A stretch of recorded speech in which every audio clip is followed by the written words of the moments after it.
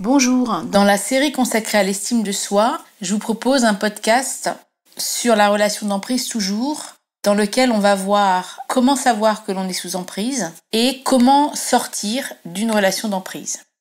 Alors, quelques indicateurs pour savoir que l'on est sous emprise ou qu'une personne de son entourage est sous emprise. Je vais exprimer les choses comme si c'était vous qui étiez sous emprise. Donc, vous traduirez évidemment si c'est quelqu'un de votre entourage. Vous vous sentez mal à l'aise, sans savoir vraiment pourquoi. Vous aviez toujours été en bonne santé et là, vous voyez que votre santé se dégrade. Vous avez des maux de tête, des maux de ventre, des maladies de peau. Vous vous sentez fatigué, vous êtes en manque d'énergie, manque de vitalité. Vous vous sentez triste, négatif alors que vous êtes habituellement quelqu'un de joyeux et de positif. Vous vous isolez, vous devenez taciturne alors que vous vous connaissiez plutôt sociable. Vous vous sentez coupable, anxieux, stressé et plus que d'ordinaire. Vous perdez confiance en vous, votre estime de soi est en berne, vous vous sentez nul, vous avez le sentiment de ne pas être à la hauteur et vous avez un fort sentiment de culpabilité et de honte. Vous commencez à perdre confiance dans votre entourage, vous vous sentez de plus en plus isolé, vous vous éloignez de votre famille, de vos amis, alors que jusqu'ici vous aviez avec eux de bonnes relations. Vos décisions vous échappent, vous avez tendance à vous en remettre à quelqu'un qui décide pour vous, ce quelqu'un étant bien évidemment la personne qui entretient avec vous une relation toxique. Vous avez un sentiment de dépersonnalisation, comme si vous ne vous sentiez plus être vous-même, vous ne vous reconnaissez plus. Et vous pouvez aussi ressentir un sentiment de vide et parfois même développer des idées suicidaires. Alors comment sortir de l'emprise ? Il est parfois difficile pour un observateur extérieur de comprendre pourquoi une victime reste auprès de son bourreau. Alors essayons d'analyser ce qui se passe. Dans la relation d'emprise, les victimes ressentent toujours un vide intérieur. Elles sont comme dépossédées d'une partie d'elles-mêmes. Vitalité, énergie, joie, confiance, amour de soi, estime de soi. En fait, la relation d'emprise conduit chez la victime à un état qui s'apparente à celui d'un stress post-traumatique.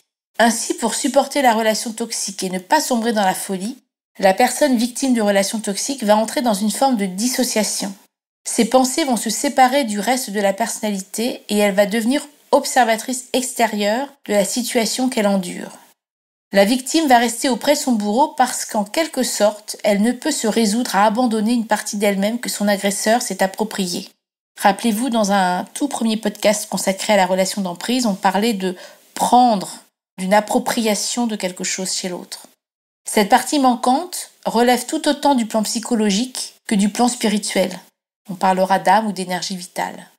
Pour sortir de l'emprise, il faut à tout prix que la victime récupère cette partie manquante de son âme, sinon elle risque de reproduire ce type de relation toxique.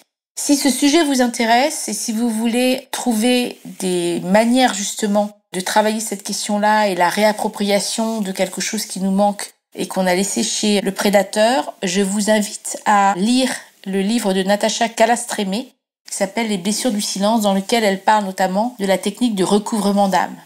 Si l'on est face à une personnalité perverse narcissique, la seule issue est de fuir parce que cette personne est incapable de se remettre en question, d'écouter, de faire preuve d'empathie, de reconnaître ses torts, de s'excuser. Ce serait pour elle perdre son pouvoir sur l'autre. Le dialogue est impossible et la spontanéité à éviter à tout prix. En effet, tout ce que la victime dit à son agresseur pourra être utilisé contre elle pour mieux la détruire. Avant la fuite, la première étape pour sortir de la relation d'emprise, c'est déjà d'en prendre conscience. Sortir de la culpabilité et aller vers la responsabilité. Finalement, répondre d'eux. Observer la situation avec recul et lucidité. Et si la fuite est toujours salutaire, il n'est pas toujours possible de le faire, une fois qu'on a pris conscience de ce qui se passait. On pourra alors utiliser des stratégies d'évitement, des stratégies de protection, comme par exemple ne rien lui confier de personnel, ne surtout pas partager ses émotions, ses doutes, ses difficultés, répondre avec détachement, indifférence ou de façon évasive, ne pas s'engager, ne pas s'isoler avec la personne, obtenir et conserver des preuves écrites de ses agissements, alerter quand c'est possible, parler de ce que l'on vit avec des personnes de confiance, obtenir des témoignages concordants, probablement d'autres victimes ont croisé sa route. On pourra également utiliser des techniques pour contrer la manipulation. Dans son livre « Le décodeur des pervers narcissiques », un livre que je vous recommande, qui est vraiment très très bien, Hélène Guest-Drouard a proposé 10 phrases que l'on peut apprendre par cœur pour pouvoir répondre du tac au tac sans se laisser déstabiliser. Alors je vais vous les donner. Tout le monde ne pense pas comme toi, c'est ton opinion. Si tu le dis, Chacun ses goûts. Quand il vous critique, ça peut être aussi « ça fait mon charme ». Nul n'est parfait, n'est-ce pas? Ne t'inquiète pas pour moi. J'ai la conscience tranquille. Nous ne connaissons pas les mêmes « on » dont tu parles. Qu'est-ce que tu veux dire par là?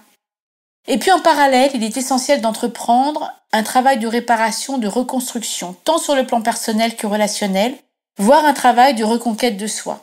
Et à cette fin, l'aide spécialisée d'un thérapeute, d'un psychologue, d'un psychiatre spécialisé sur les questions d'estime de soi sera nécessaire pour sortir de la culpabilité et aller vers la responsabilité, arrêter d'investir cette personne toxique qu'on pourrait appeler l'empreneur, et puis retrouver le chemin vers soi-même et à réapprendre peut-être à clarifier ses besoins et ses désirs.